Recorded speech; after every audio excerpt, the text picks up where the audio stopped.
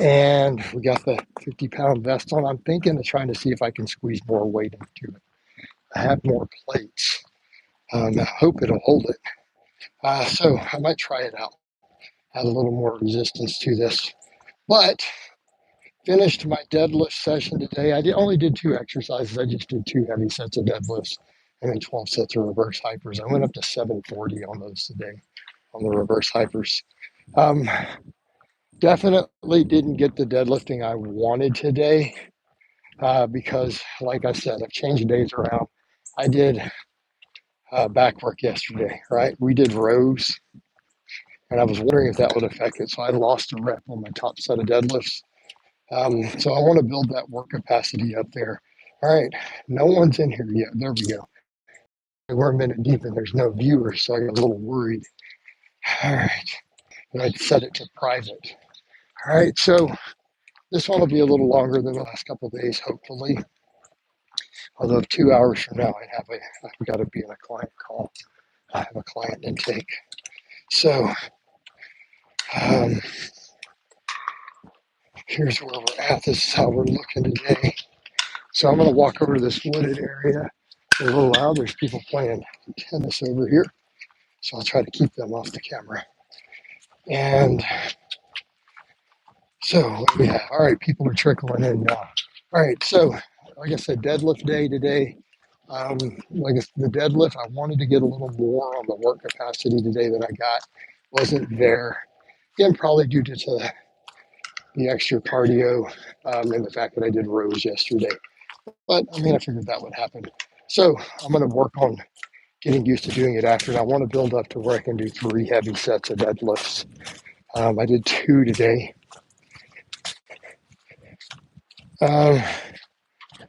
I would never advocate for you guys 1 set training. I'm sorry. There's no reason to think that is ever going to be sufficient for maximal muscle growth. Obviously, the guy's super jacked and on tons and tons of gear. He probably gets away with it more. But let me ask you guys a simple question. As someone who's observed this for decades, I have never, ever seen a drug-free lifter get jacked off of single sets. Okay, right? I've never seen it happen. They always stay relatively small. How many sets of reps do you recommend for chest hypertrophy? I don't think that's a straightforward answer. Daniel, because look at let's just say chest aside and let's say pick any random muscle. It's going to be very context specific to your lifestyle. I think you need a minimum of around 5 to 6 to get really solid hypertrophy.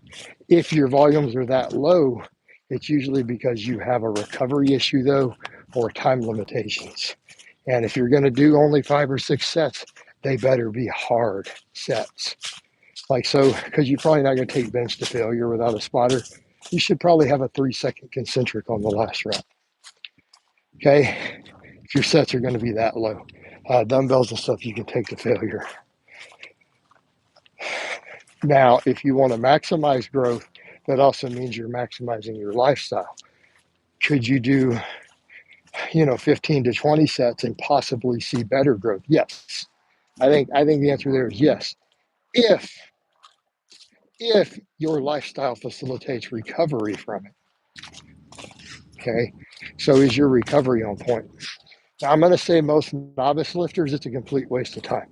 Novice lifters don't have the neural drive to get that sort of, my experience, they'll just burn out because they'll be really lazy with the sets. They're probably better keeping it down to about 10. A lot of my novices who stalled on stuff, I do them at about 10 sets. And I think 10 is a good baseline in general per muscle group per week. Belial says, I feel like if you progress. Okay, Belial, but do you, there's that circular logic. Okay, so I'm going to read out what you said, and I want you to think about it. I feel like if you're progressively overloading that movement every session, then why would you not be building muscle? Because it's not enough volume. And the question is redundant because the progressively overloading means that you already built the muscle. Okay. So let's say you're doing the set to failure and it's not a recovery issue. If you fail on rep 8 with 200 pounds, okay, and you gain muscle from that, when you get ninth rep, that doesn't mean that you progressively overloaded it and that ninth rep gave you extra muscle. It means that you gained a muscle that allowed you to do the ninth rep already. So the problem is, this is where I'm about to go with this, you're not going to keep progressing forever on that low volume. Your progression is going to slow down super fast. And I'm going to say the average lifter, not on any steroids, is probably going to struggle to maintain on one set, right? They're probably going to struggle to maintain. So you're going to end up regressing eventually. So it's kind of like your question is like, if I gained, so reword with the progressive overload and reword it as, if I gained muscle, why wouldn't I gain muscle? It's circular logic. Now, if you're progressively overloading with non-failure sets, then sure, because you have room to grow on it. But it's, again, what happens when you do reach the limit? Well, then you stop progressing again. It's insufficient volume. And granted, if you have someone like that guy and you're blasting 2 grams a test and a little growth hormone, you see where I'm going? Of course, it's going to facilitate growth. Everything makes you grow. Any hard work makes you grow. Any failure set makes you grow. Any volume makes you grow at that point, right? I have trouble progressing past 100 pounds of weighted pull-ups for 5. Welcome to being a human being. So think about that. That is an extreme level of strength on the pull-up. So you're like, I'm at an elite strength and I'm struggling to progress. Well, yeah, obviously. That's kind of like the guy who's over here telling you, man, I've been stuck at a 400 bench for 2 years and I can't quite get to that 405. Well, yeah, because you're strong as hell already. It's really hard. No, you just need to be patient and gain more muscle. Either address your recovery or address your muscle deficiencies.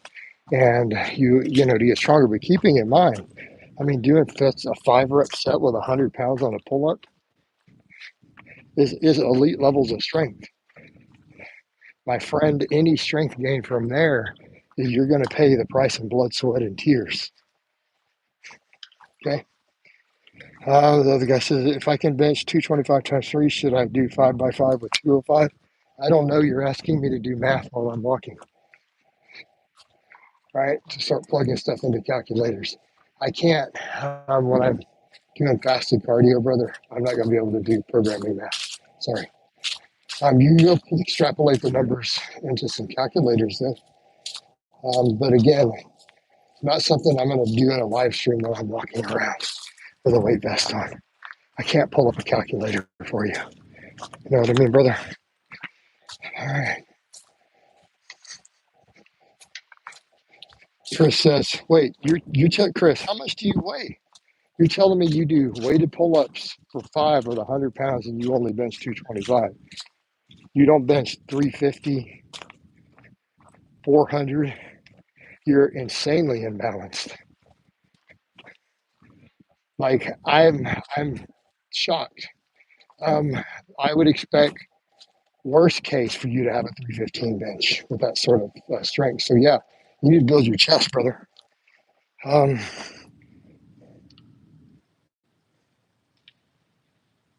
asked because I've recently been seeing high frequency being pushed, and a while, do these things run in waves? I when you've been in the iron game as long as I have, you watch these trends come and go over and over and over and over and over in cycles. Okay, it'll be low volume, high frequency, then it'll be low volume, low frequency, then it'll be high volume, low frequency, then high volume, high frequency.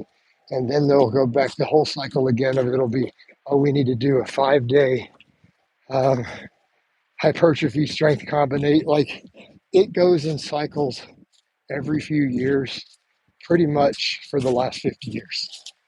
Right? So it's just another trend. It'll come, it'll go, it'll rise and fall in all the fats. If you stay in this game a long time, you're going to see it, and you're going to laugh at what I said that because you're going to see it happen in phases for the next 20, 30 years.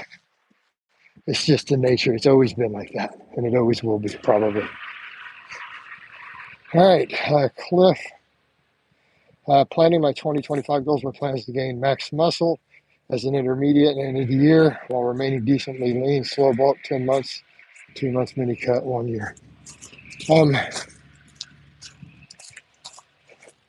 Cliff, I can't approve that plan without knowing a lot more about you. We're kind of getting to consultation level because I would need to assess your goals, assess your body fat, and all of that to tell you if that's a good plan, right? Because I mean, for depending if and knowing what your in-game goals are. So I can't tell you if that's a good plan. You need to tell me if that's a good plan because I don't know what you look like, and I don't know what your in-game is, right? So if you're super, super shredded right now, that sounds like a really good plan.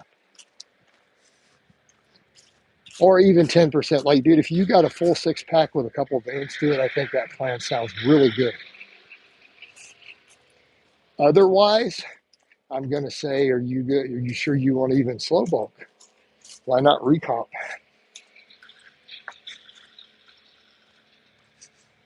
Now, if you're unhappy with your body fat now and you already think it's not really good, so you're 16% on a DEXA scan or 16% on one of those handheld devices.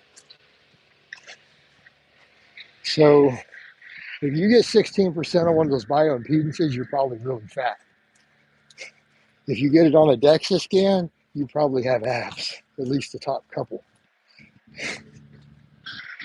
or 4, you know. If you get it on a bioimpedance, you probably got a belly because those things are so bad. They're so inaccurate. Uh, all right. Chris Haskins says I'm 100. That's too much for me to read while I walk. I'm sorry. Cliff says I have a 6-pack. Okay, so you probably are 16%. Yeah, with a 4-pack. Yeah, Chris, sorry, man. I'm walking on some uneven terrain, so I'm not going to be able to read a full paragraph like that. It's just phones bouncing around. One-liners. Barbell just hurts my shoulders. You go close grip. Well, definitely not a posterior strength deficiency causing it. It sounds like you need to just work on some wider grip benching and some dumbbell work and get those shoulders developed and get that range of motion improved on your chest. That's what I'm thinking. Your pecs are underdeveloped. That's the problem. All right. Liberty Garden says, good morning. Good morning to you too, brother. Dean retracted a message before I could read it. Oh, Louisa says, Jason, just wanted to let you know that I took your advice. I've already made a process for signing up for AA. Made a decision to not attend my family's trip for Thanksgiving. Hey, Louisa, I'm proud of you. And remember, everyone in that big live stream there told you to do the same thing. I only read that one, guys. So I had to stop walking to read it, by the way. So I had to try not to do many of those because that's kind of an important one. I think that you made a very wise choice. I'm proud of you. And that's going to help you to improve your life. Dean says, is it possible to recomp from 15% to 10%? I thought that it stopped after 10 down to 15. You're probably going to lose a little weight in that process. Sorry, 15 down to 10. because you're talking about 10 pounds of muscle gain. But how are you defining recomp? Are you defining it as staying the same body weight, or are you simply defining it as gaining a small amount of muscle along the way, even if you lose some body weight? Because I count recompositions any month in which you both lost fat and gained muscle in the same month. I count as recomp, irrespective of if the scale went up or down. But if you're talking about staying the same weight, that's going to take you years. But do you mean could you gain a little bit of muscle on the trip down to 10%? Yeah, it's totally possible. Under about 10%, recomp gets real hard. But since I've looked at all this and realized this is the case, this is one reason I've kind of said we don't have to bulk. Like, there's no reason for us to. Honestly, people will say 15. I don't know that we ever need to be above 11 or 12% body fat if we don't want to, and still gain plenty of muscle. All right. Louisa says, God bless you, Jason. You have saved my life. I wish you a happy holiday. Hey, man, God bless you too. And I really wish you the best of luck with your sobriety. And I wish that your family was more supportive. And I'm sorry that they're not. And I'm just glad I was able to help you. All right. I'm going to take a screenshot of that just to have. All right.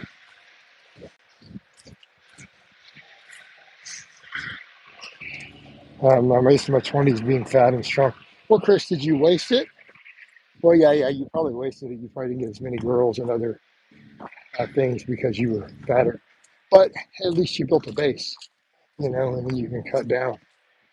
I mean, that's what I remind guys. Like, I've had people who say, yeah, but look, when you were carrying extra body fat, look how strong you were.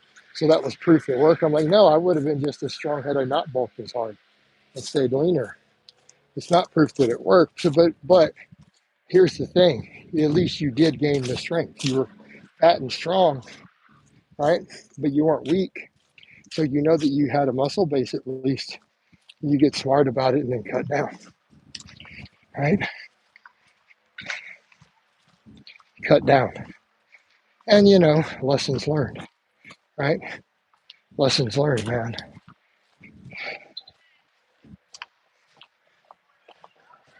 All right. What do we got here? The creek bed's a little dry. It's drier down there today. You see that? A little water down there. You guys can't tell how far down that is from up here. It looks like it's really shallow in the camera. That's like 15, 20 feet down. All right.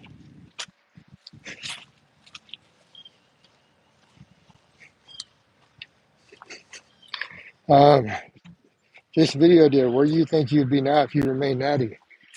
Who cares? I don't even like those sort of ideas. Like, had I done X or Y different? Whatever. No, who cares? Nobody ever gets. Very few people ever really reach anything particularly impressive natty.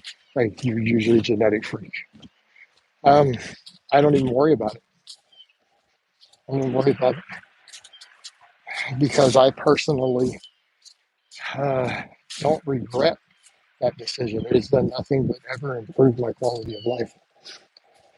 And that's what people forget in that conversation. There's a reason kind of the diehard natty cult is kind of dying out. Too many people kind of realize and talk to other people who, after 20 years of moderate anabolic use, are like, that dude didn't improve my life. I'm better for it. It's their horror stories are few and far between. They're usually from excessive abuse, other problems.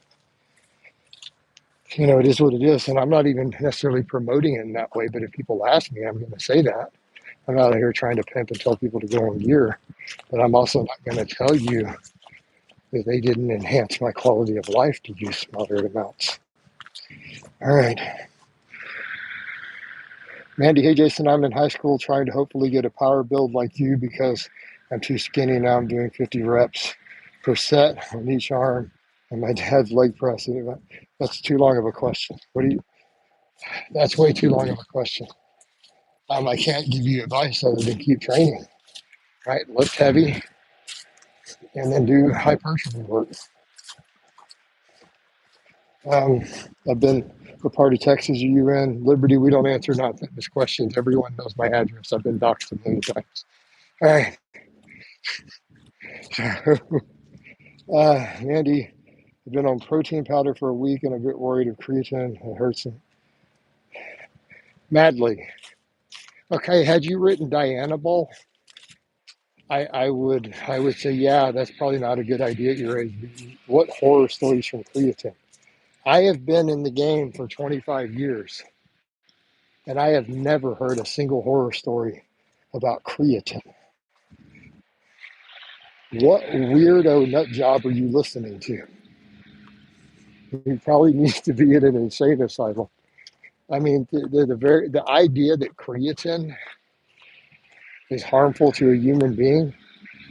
Were they a high school dropout? They never taken basic nutrition. I mean, who told you this? You got to wonder. I've never heard of such a thing, other than by non-lifters. Oh, I've heard that creatine makes you go bald and gives you roid rage. But keep in mind, they don't know anything.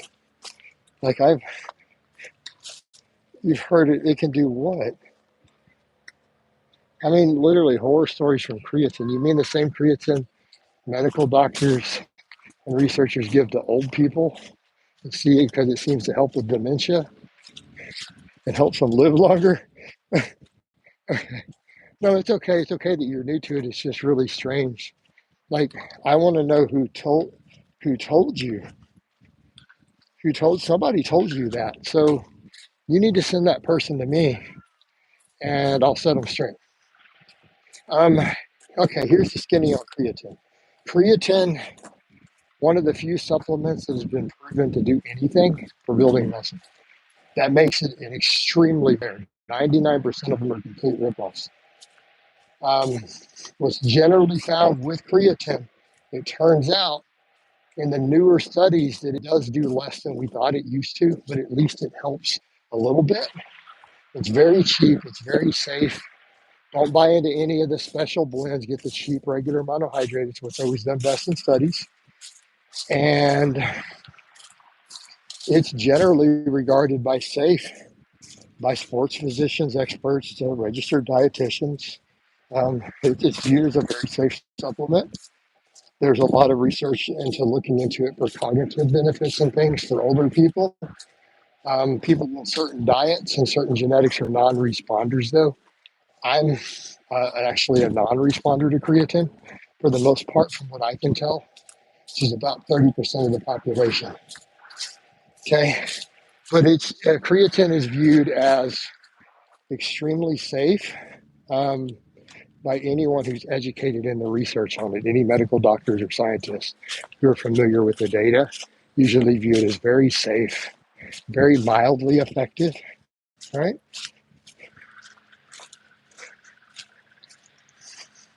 Yeah, Angel says to take it with a yeah electrolytes. I'm I'm always get more and more into electrolytes and salts. Like I literally add potassium to my drinking water and stuff at this point. I cook with it. Yeah, so definitely electrolytes. I already told you that was too fast last time. Right, this isn't your first time asking that question. So that's way too fast. You should cut down a little. Mandy says, okay, thanks, Jason. I think I'm going to try some and start heavier lifts and more compound movements. Appreciate your help. Excellent.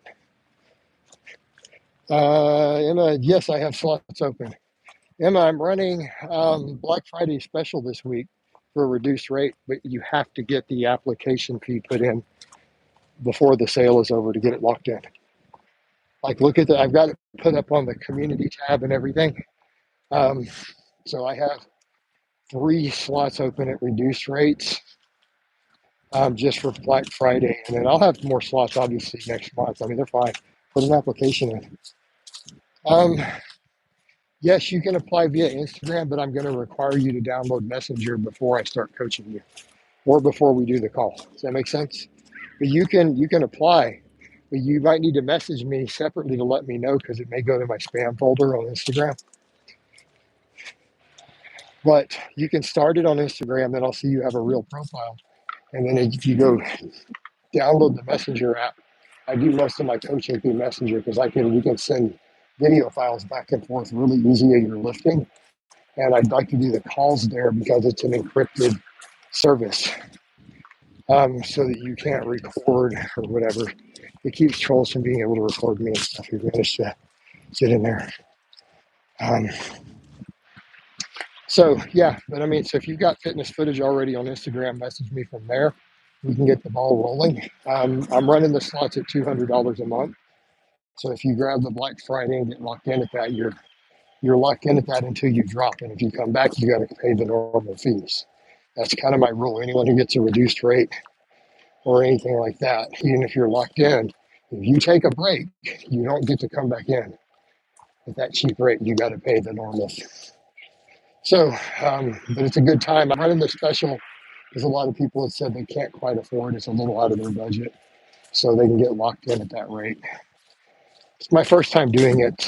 Someone uh, I was chatting with who's in my life was telling me that I should do that this week.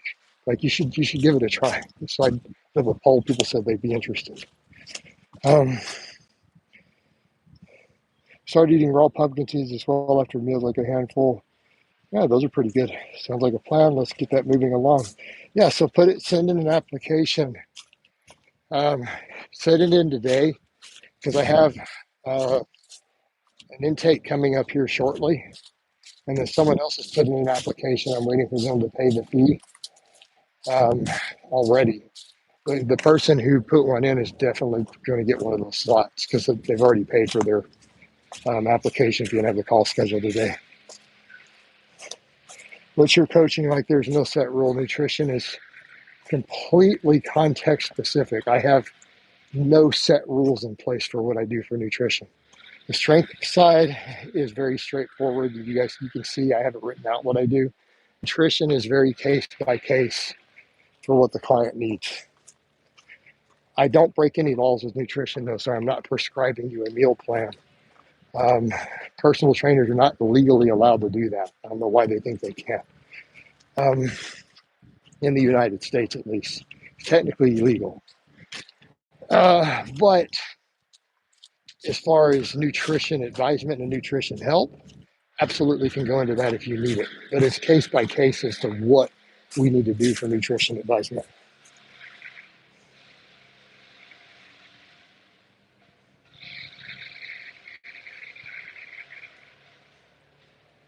Okay, so calories, protein targets, calorie adjustment, protein targets, even advice on the foods, right? Discussing what foods you might need to do as far as different phases with your gaining and loss, figuring out what kind of works for your digestive system and stuff. That definitely gets involved.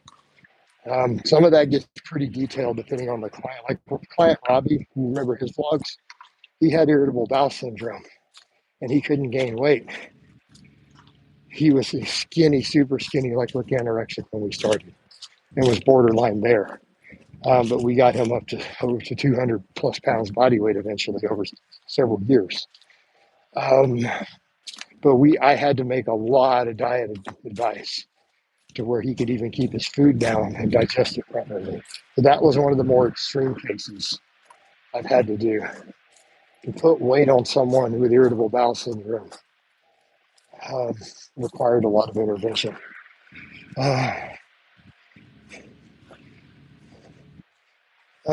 Thank you, Matthew. That's a little weird. Alrighty then. What do we have left on this? And I'm 35 minutes in. 35 minutes into this cardio. The reason I ask is the result is 20% training. Um, you know what I think, Cliff? I think it's 100% nutrition, 100% training.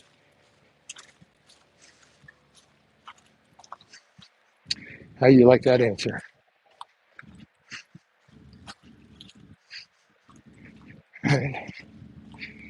So I disagree. I think it's 100% of both.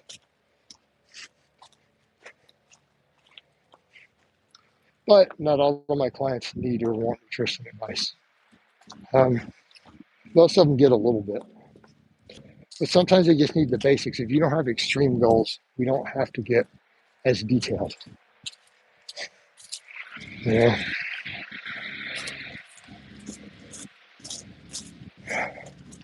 And I'm sorry, eating healthy is not that complicated.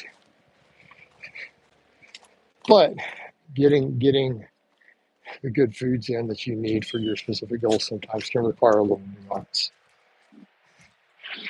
All right, I'm going to start heading back towards home. We're closing in on the desired time, and less than 10 minutes left before I'm done with this session of cardio.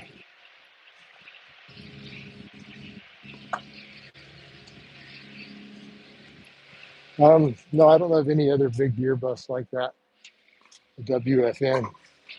That was a big operation, and they were silly with it. Like, there are way bigger operations. I mean, Rich Piana's operation was way bigger, and he never got busted.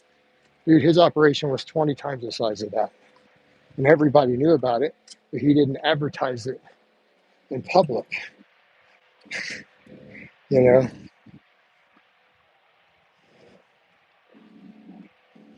For sure, if you cut corners, it would just get worse in returns. Yep. Yep. With your coaching, is it daily check-ins with clients? Um, Depends on the client. Cliff, I have clients who check in 3 times a week.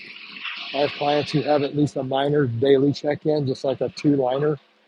I have clients who have a once-a-week check-in. Like for example, one of my guys who works crazy hours, he's just had his second kid. I've had him for like 4 years.